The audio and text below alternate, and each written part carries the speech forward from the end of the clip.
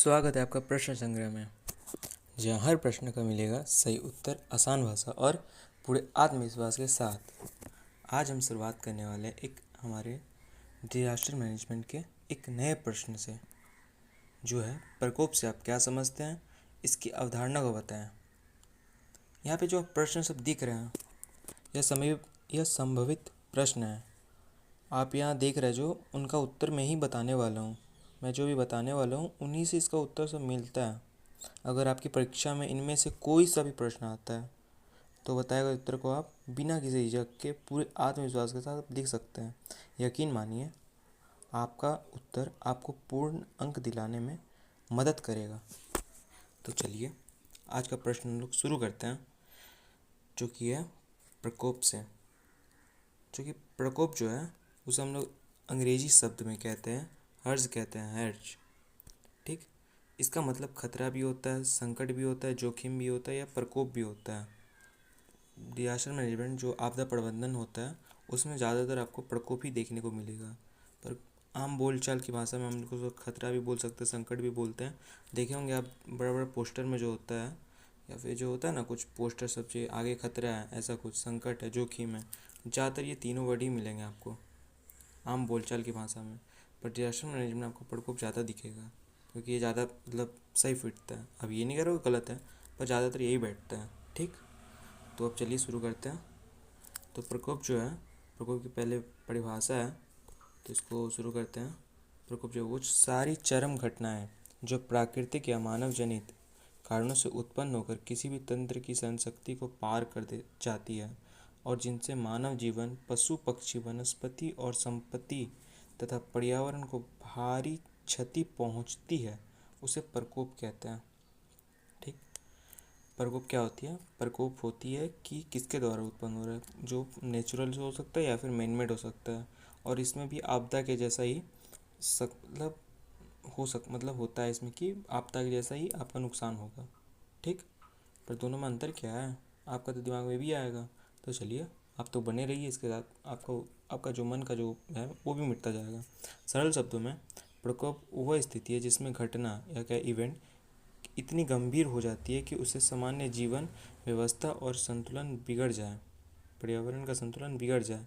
देखो जो प्रकोप जो होता है ना, जिसे हैज़र्ड कहते हैं, ये वास्तविक घटना मतलब तुरंत हो नहीं रहा है, ये हो सकता है मतलब इसमें ऊर्जा है कि ये पोटेंशियल है कि हाँ ये हो जाएगा, पर होता नहीं है। जब हो जाता है तो इसी को हम लोग आपदा कहते हैं, और जब ये नहीं हुआ है तो इसको हम लोग प्रकोप कहते हैं, मतलब खतरा है। आप एक तरह से समझ सकते हो चेतावनी है। ठीक, वार्निंग है, हाँ ये हो सकता है। बस जैसा होता है ना, हाँ सीज फायर का उल्लंघन किया हुआ है तो वहाँ पे अब युद्ध की पत्ती आ सकती है, हुआ नहीं अभी तक, वो खतरा है बस, तो उसे ही हम लोग प्रकोप कहते हैं। ठीक, इसके बाद आता है प्रकोप की अवधारणा, जो हमारा कॉन्सेप्ट ऑफ हैज़र्ड भी है। देखो हम इसमें कुछ रखे हैं, 5 से 6 पॉइंट रखे हुए हैं। इसमें पहला आता है चरम घटनाएं, एक्सट्रीम इवेंट्स। प्रकोप हमेशा असामान्य और अत्यधिक विनाशकारी घटनाएं होती है। ठीक, दूसरा हम रखे हैं कॉजेज, या जिसको कहते हैं कारण। यह प्राकृतिक जैसे भूकंप, बाढ़, ज्वालामुखी या मानव जनित जैसे औद्योगिक युद्ध, परमाणु विस्फोट हो सकते हैं। कारण इसका है कि या तो भाई मैन मेड होगा या तो नेचुरल होगा। ठीक, और दूसरा की है एक्सट्रीम इवेंट होती है, यह हमेशा असामान्य और अप्रत्यक्ष मतलब बहुत ज़्यादा विनाशकारी घटनाएं होती है। ठीक, अब इसके बाद आता है इसका तीसरा पॉइंट, आपदा से संबंध, रिलेशन विथ डिजास्टर। प्रकोप अक्सर आपदा के कारण बनते हैं। देखो पहले होता है प्रकोप, खतरा आता है पहले, उसके बाद रियल जो घटना होता है वो हो जाता है आपका डिजास्टर। ठीक, का कारण बनते हैं।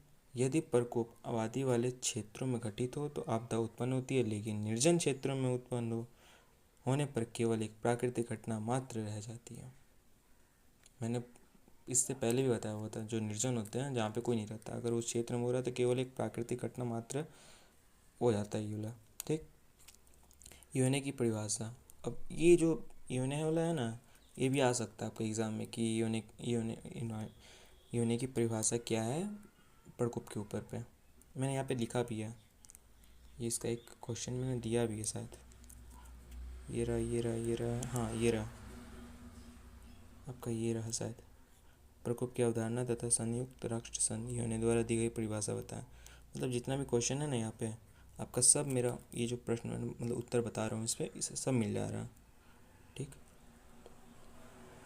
यूएन की परिभाषा, यूनाइटेड स्टेट का जो है उसका परिभाषा है कि प्रकोप वह प्रभावी रूप से क्षतिकारक भौतिक घटना है या मानव क्रिया है, ठीक, जिससे मानव जीवन को हानि, संपत्ति की क्षति, सामाजिक आर्थिक विघटन और पर्यावरणीय अवनयन होता है। तो जो आपका यूएन का परिभाषा है ये है कि प्रकोप वह प्रभावी रूप से क्षतिकारक भौतिक घटना या मानव क्रिया है जिससे मानव जीवन को हानि, संपत्ति की क्षति, सामाजिक आर्थिक विघटन और पर्यावरण अवनयन होता है। ठीक, आपका ये लास्ट है इस पे अवधारणा पे। ठीक, मानव अधिवास के लिए संयुक्त राष्ट्र संघ की आयोग, जो आयोग है इसका UNSCH, United Nations commission on human settlements का। प्रकोप ऐसे भौतिक खतरे हैं जो रिहायशी क्षेत्रों में जनधन को अपार क्षति पहुंचाने की संभावना और क्षमता रखते हैं। ठीक, अगर ये संभावना और क्षमता रखता है तो ये आपका हो जा रहा है प्रकोप है। अगर ये क्षमता नहीं मतलब ये वास्तविक घट चुका है तो आपका ये फिर आपदा बन जाता है।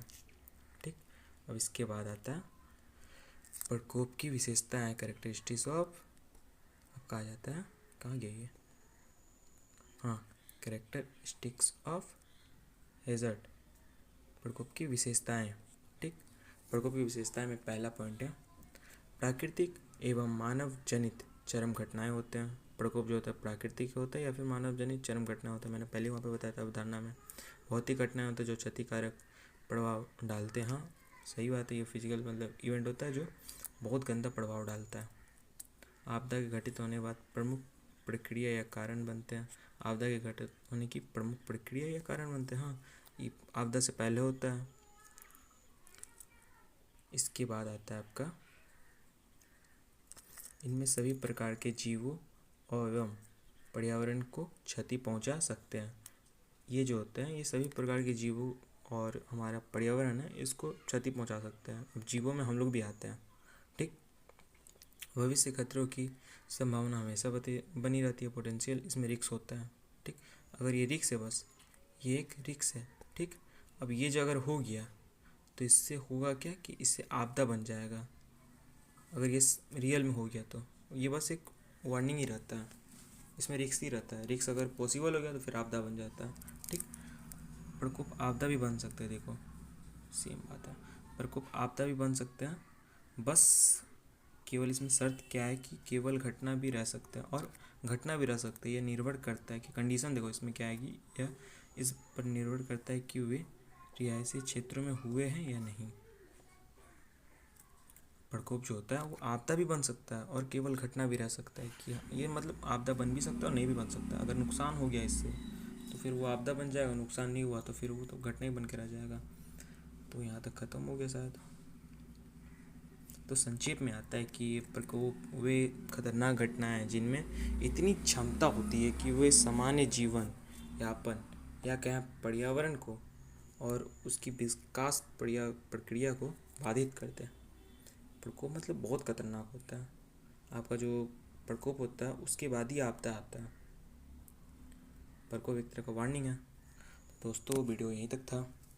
अगर आप अब तो आप समझ गए होंगे कि प्रकोप केवल घटनाएं ही नहीं बल्कि वे सारे खतरे भी होते हैं जो कभी भी हमारे जीवन और पर्यावरण को चुनौती दे सकते हैं। ऐसी और जानकारी पूर्ण वीडियोस के लिए हमारे चैनल को लाइक करें, शेयर करें और सब्सक्राइब करना ना भूलें। मिलते हैं अगले वीडियो में।